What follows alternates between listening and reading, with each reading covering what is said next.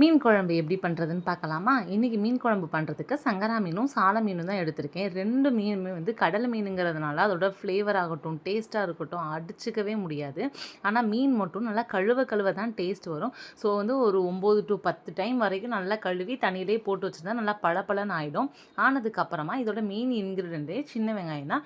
இது சின்ன வெங்காயம் மட்டும் போட்டாலே போதும். சின்ன வெங்காயம், தக்காளி அண்ட் புளி இது 3 தான் மெயின். இது மட்டும் இருந்தாலே அழகாக நம்ம வச்சிடலாம்.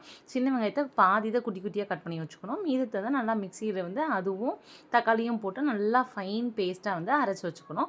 அதுக்கப்புறமா கொஞ்சம் கடாயில் எண்ணெய் ஊற்றி கடுகு போட்டு வெந்தயம் போட்டுட்டு கொஞ்சம் பச்சை மிளகாய் அண்டு கொஞ்சம் கருவேப்பிலை போட்டுட்டு சின்ன சின்னதாக வெட்டி வச்சுருந்து சின்ன வெங்காயம் நம்ம போடணும். அப்புறமா நம்ம அரைச்ச விழுது போட்டுட்டு கரெக்டாக மீன் மசாலா, கொஞ்சம் காஷ்மீரி சில்லி பொடி, அதுக்கப்புறமா வந்து கொஞ்சம் மஞ்சள் தூள் இதெல்லாம் போடுப்ப அந்த எண்ணெய் அழகாக பிரிஞ்சு வரும்.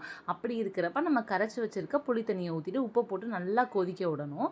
அதுக்கப்புறமா வந்து தேங்காய் அரைச்சி ஊற்றுறலாம். தேங்காய், கொஞ்சம் இஞ்சி அண்டு பூண்டு போட்டிங்கன்னா அதோட ஃப்ளேவரே சூப்பராக இருக்கும். அதை நல்லா அரைச்சிட்டு நம்ம ஊற்றி நல்லா கொஞ்சம் தண்ணி ஊற்றி நல்லா கொதிக்க விடணும். நல்லா கொதித்து வரப்போ வந்து அதோட மசாலாவெல்லாம் கொஞ்சம் போனதுக்கப்புறமா நம்ம வந்து மீனுக்கான தலையெல்லாம் இருக்கும்ல அதெல்லாம் ஃபஸ்ட்டு போட்டுடணும். அது நல்லா கொஞ்சம் கொதிக்கிறதுக்கப்புறமா நார்மல் மீன் எல்லாமே வந்து வால் மீன், நடு மீன் அதெல்லாமே போட்டு லோ ஃப்ளேமில் வச்சு கொதிக்க வச்சு எடுத்தால் அப்படி ஒரு அட்டகாசமான மீன் குழம்பு வந்து ரெடி ஆயிடுங்க. இதெல்லாம் சுட சுட சாதத்தோடு வச்சு சாப்பிடுவா அவ்வளோ அருமையாக இருக்கும். வீட்டில் ட்ரை பண்ணிட்டு எப்படி இருக்குன்னு சொல்லுங்கள்.